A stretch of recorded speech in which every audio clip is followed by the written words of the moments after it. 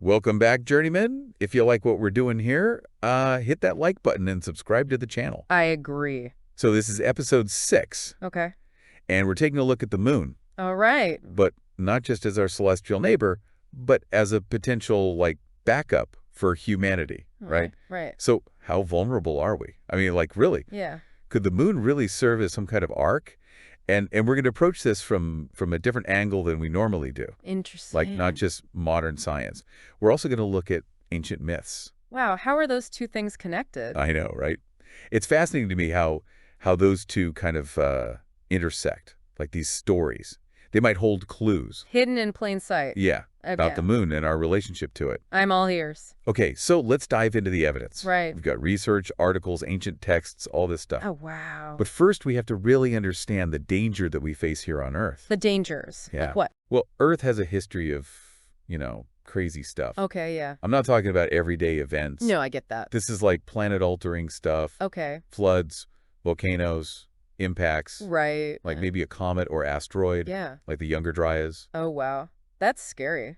I know. Scientists believe that, almost half of all large mammals were wiped out. Gosh. What if that happened today? I don't even want to think about that. Right. And these things, they're not just ancient history. They're going to happen again. Oh, they're going to happen again. Yeah. It's not if, it's when. Oh. So what's the backup plan? That's where the Lunar Ark idea comes from. A lunar ark. Yeah, to safeguard our knowledge, culture, even biological samples. Like if something bad happens here. A space-age Noah's Ark. Exactly. And this has been gaining traction. Has it really? Yeah. Scientists have been proposing this since 2007. Wow, really? NASA has blueprints for a lunar outpost. Wow. Yeah. But funding. You know how it goes. I hear you. One of the people we're looking at today is Randall Carlson. Okay.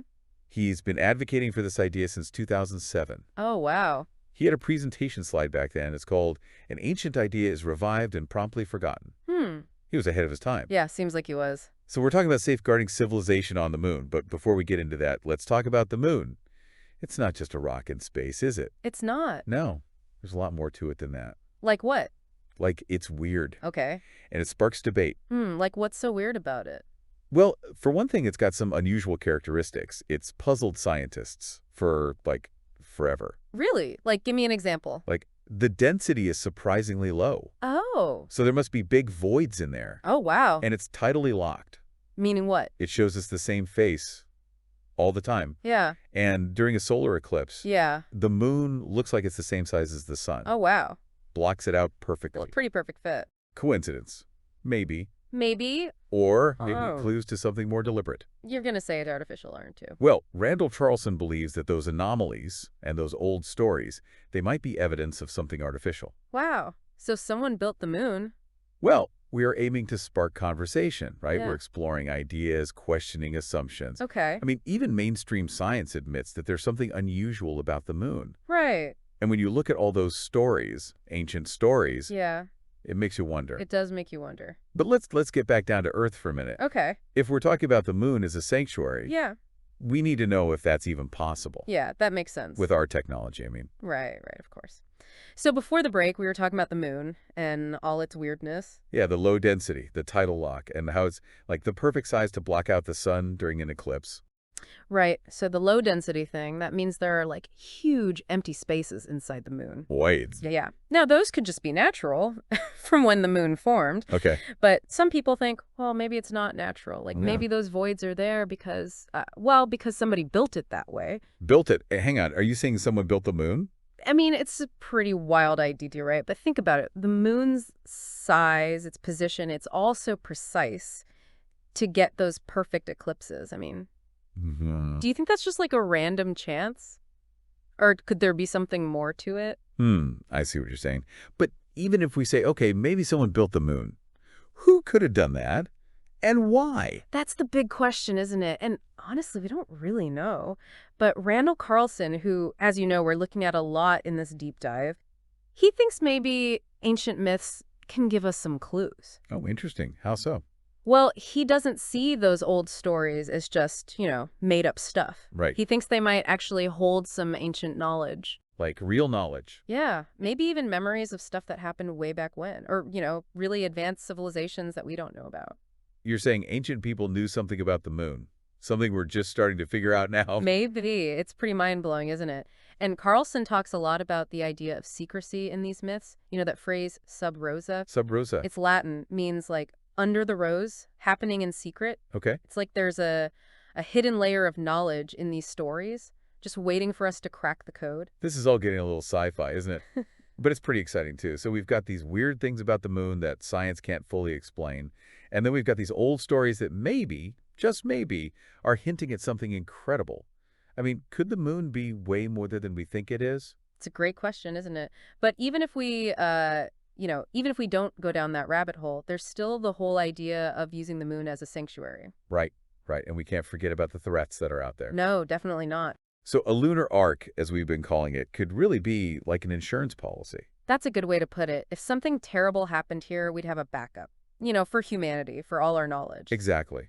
But how would we even build something like that? Well, that's the challenge, isn't it? I mean, it's one thing to dream it up, but it's a whole other thing to actually make it happen. Yeah. And the moon, it's not exactly welcoming, is it? No atmosphere, crazy temperatures, radiation. Right. So we'd need to create like completely sealed environments where people could actually breathe. And control the temperature. Yeah. And protect everyone from the radiation. And it's not just about keeping people alive. It's about creating a whole ecosystem, food production, waste management, recycling water, the whole 9 yards. That sounds like a massive project. And what about resources? We can't just ship everything up from Earth, can we? No, that's where this idea of, what's it called, in situ resource utilization comes in. Basically, using what's already there on the moon. Like, did you know there's probably water ice at the lunar poles? Really? Yeah, in those craters that are always in shadow. And we could use that for drinking water, growing crops, even making rocket fuel. So we're talking about mining the moon. That sounds pretty futuristic. It does, doesn't it? But they're already working on the technology, like robots that can dig stuff out of the lunar soil. That's called regolith, by the way. Regolith. Yeah. And it's got all sorts of valuable stuff in it. Minerals, metals. You can even use 3D printing to build structures right there using lunar materials. Wow. But even if we figure all that out, who would actually want to go live on the moon?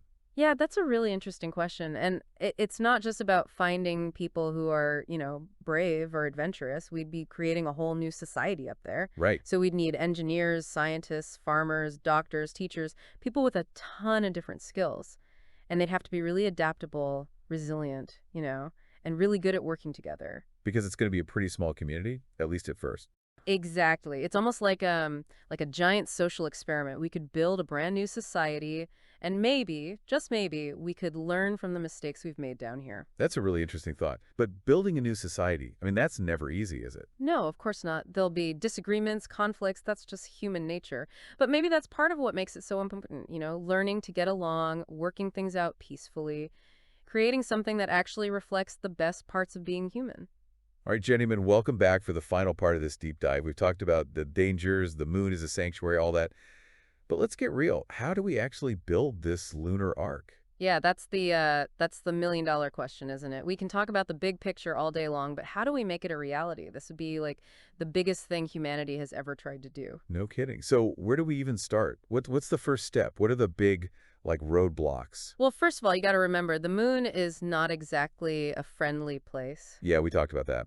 Right. No air to breathe, crazy temperatures, radiation everywhere. So to make it livable, we'd have to create these totally sealed environments. Like biodomes or something? Yeah, kind of, where we can control the oxygen levels, the temperature, and keep all that radiation out. And it's not just about keeping people alive, it's about creating a whole ecosystem. Right, so food, water, dealing with waste, all that. Exactly, and we can't just keep shipping stuff up from Earth forever. That's not sustainable. So how do we do it? Well, we have to learn to use what the moon already has. It's called in situ resource utilization, basically living off the land, but, on the moon. Okay. What kind of resources are we talking about? Well, for one thing, there's probably water ice at the poles. We talked about that. Right, and that could be used for all kinds of things. Drinking water, growing crops, even making rocket fuel. So are we going to be, mining the moon? Yeah, pretty much. I mean, that technology is already being developed. Robots that can extract resources from the lunar soil. They call it regolith, by the way. Regolith. Got it. And you can even use 3D printing to build structures right there on the moon using lunar materials. Wow. It sounds like we're on the edge of a whole new era of space exploration. I think so, but let's not forget about the people. Who's actually going to go live on this lunar outpost? Yeah, good point. And it's not just about finding people who are, adventurous types. Right. We're talking about creating a whole new society up there, a whole new way of life. We'd need engineers, scientists, farmers, doctors, teachers, Wow. and they'd have to be adaptable, resilient, really good at working together. Because at least at first, it's going to be a pretty small, isolated community. It's almost like a giant social experiment, isn't it? Yeah, it is. A chance to build something completely new, maybe learn from some of the mistakes we've made down here on Earth. But let's be honest, building a new society, that's never easy, no matter how good our intentions are. Of course not. We're human, right? We disagree, we make mistakes. But that's part of it, I think, figuring out how to get along, creating a society that really reflects, the best parts of humanity. So, to sum it up, we've got these huge technological challenges. Yeah, The logistics of getting everything up there, building everything, figuring out how to survive. it's a lot. We've got to figure out how to, build a whole new society Right. and do all this ethically. It's kind of overwhelming. It is, but remember what we're talking about here. We're talking about the future of humanity, preserving everything we care about. That's worth fighting for, isn't it? Yeah. I mean, even if a lunar arc never actually happens. It could still push us to do amazing things. Imagine the technology we could develop, the things we could learn. It's like that saying, a rising tide lifts all boats. Exactly. So whether or not we end up building a city on the moon, just trying to do it could change everything. Well, journeyman, this has been quite the journey, hasn't it? It has. We've talked about the moon, the mysteries, the threats to our planet, and what we might be able to do about it. It's been a great conversation. It has, and I hope it's given you all a lot to think about. Is a lunar arc possible? Are we ready to become a spacefaring civilization? And what kind of future do we want, both here on Earth and maybe someday out there among the stars? Those are the big questions. They are. So thanks for joining us on this deep dive. If you enjoy it, hit that like button, subscribe to the channel, and keep looking up.